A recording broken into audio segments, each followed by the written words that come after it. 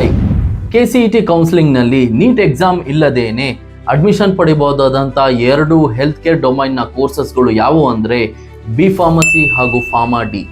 B pharmacy ಇದು 4 ವರ್ಷದ professional courses ಆಗಿದ್ದು, ಫಾರ್ಮಾ ಡಿ 6 ವರ್ಷದ ಕೋರ್ಸ್ ಆಗಿರುತ್ತದೆ.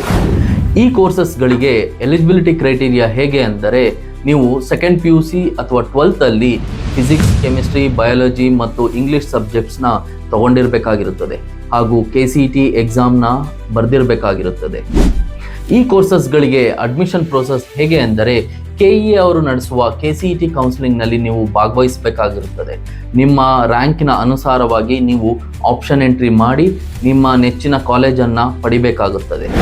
ಈ ಕೋರ್ಸಸ್ಗಳು ಮುಗಿದ ನಂತರ ನೀವು ಫಾರ್ಮಾಸ್ಯೂಟಿಕಲ್ ಕಂಪನೀಸ್ ಅಥವಾ ಗೌರ್ಮೆಂಟ್ ಹಾಸ್ಪಿಟಲ್ಸ್ನಲ್ಲಿ ನೀವು ನಿಮ್ಮ ವೃತ್ತಿ ಜೀವನವನ್ನು ಆರಂಭಿಸಬಹುದು.